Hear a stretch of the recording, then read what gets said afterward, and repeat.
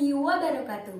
Perkenalkan, nama saya Clariza Rahmakusuma Astuti. Saya adalah salah satu mahasiswi di Universitas Islam Negeri Raden Mas Said Surakarta, Fakultas Adab dan Bahasa, jurusan Tadris Bahasa Indonesia kelas 2B. Pada video kali ini, saya akan mereview salah satu mata kuliah yaitu Islam dan Budaya Jawa. Mata kuliah ini diampu oleh Bapak Imam Mahmudi SIP MIP.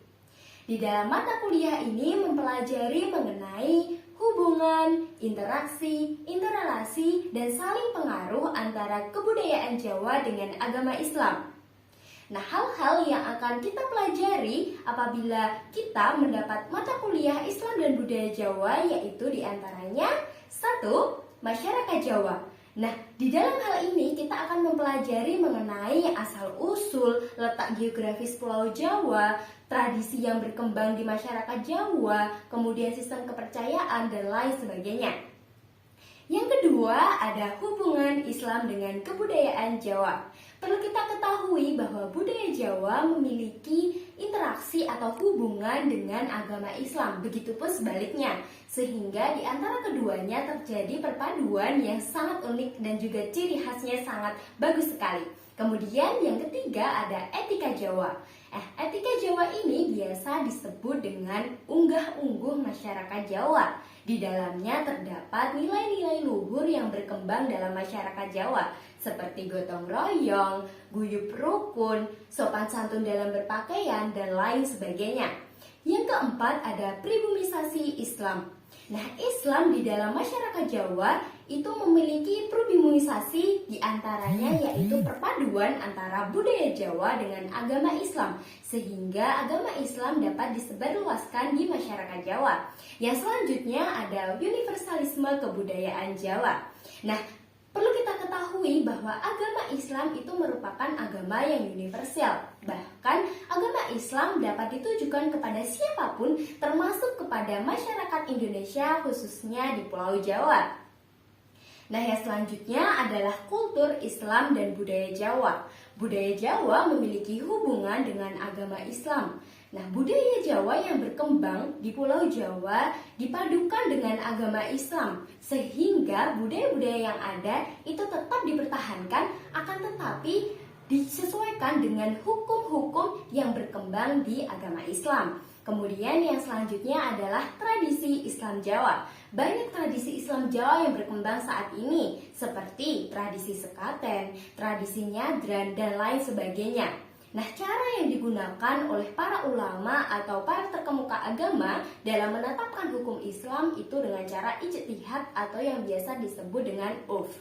Kemudian yang selanjutnya adalah Islam dan wayang.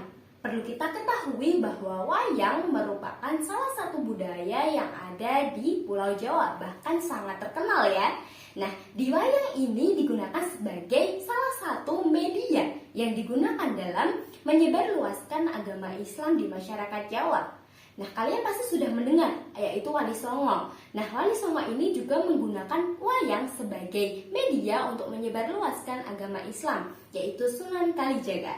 Yang selanjutnya adalah teori masuknya Islam ke Jawa.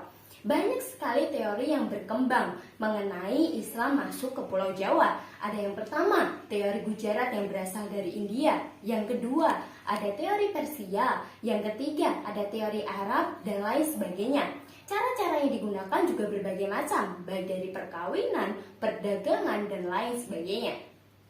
Yang selanjutnya adalah teori penyebaran Islam Jawa Wali Songo. Nah, Wali Songo merupakan 9 wali, atau bahkan sebenarnya di dalamnya juga terdapat lebih dari 9 wali. Nah, ini bertugas untuk menyebarluaskan agama Islam di Pulau Jawa. Banyak sekali strategi-strategi yang digunakan mereka untuk menyebarluaskan agama Islam di Pulau Jawa. Yaitu yang pertama, ada pendekatan melalui tokoh terkemuka agama. Yang kedua, melalui pembagian wilayah. Yang ketiga, melalui perkawinan atau bahkan juga menggunakan tradisi-tradisi yang berkembang seperti wayang tadi. Nah, selanjutnya adalah pendekatan Islam dan budaya Jawa. Islam dan budaya Jawa itu dipadukan melalui dengan pendekatan-pendekatan yang dilakukan. Ada dua pendekatan yang dilakukan. Yang pertama adalah kultur Islam dan budaya Jawa, dan yang kedua adalah Jawanisasi Islam. Nah, keduanya ini mempelajari mengenai perpaduan antara budaya Jawa dengan agama Islam. Nah, yang terakhir adalah akulturasi Islam dan budaya Jawa. Nah, hal ini dapat kita lihat bahwa perpaduan antara Islam dengan budaya Jawa itu masih berkembang saat ini, baik dari tradisi-tradisi yang ada, kemudian dengan keraton atau kerajaan yang ada, tapi masih memegang dengan nilai-nilai yang ada di agama Islam. Nah, itu tadi merupakan hal-hal yang akan kita pelajari di dalam mata kuliah Islam dan Budaya Jawa. Lalu apa manfaat yang akan kita dapatkan atau kelebihan apa sih yang dimiliki dari mata kuliah Islam dan Budaya Jawa ini? Simak ya. Satu, yaitu mengetahui masyarakat Jawa dengan cara yaitu Jawa itu adalah sesuatu pulau yang letak geografisnya sangat unik dan juga ciri khas. Bahkan masyarakat Jawa juga dapat mengetahui secara mendalam mengenai asal-usul, sistem kepercayaan, kemudian juga tradisi yang berkembang dan lain sebagainya. Yang kedua, kita sebagai umat Islam akan lebih mengetahui secara mendalam mengenai ajaran-ajaran Islam, baik dari Islam masuk ke Indonesia, khususnya di Pulau Jawa, dan juga sistem penyebaran yang dilakukan oleh para tokoh terkemuka agama dahulu mengenai penyebaran agama Islam. Dan yang terakhir adalah mengetahui tradisi-tradisi Jawa yang sesuai dengan hukum-hukum Islam.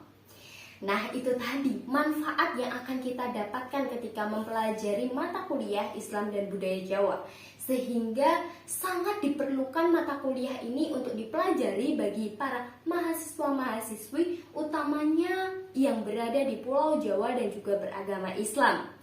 Baik, itu saja review yang dapat saya sampaikan. Sampai jumpa. Wassalamualaikum warahmatullahi wabarakatuh.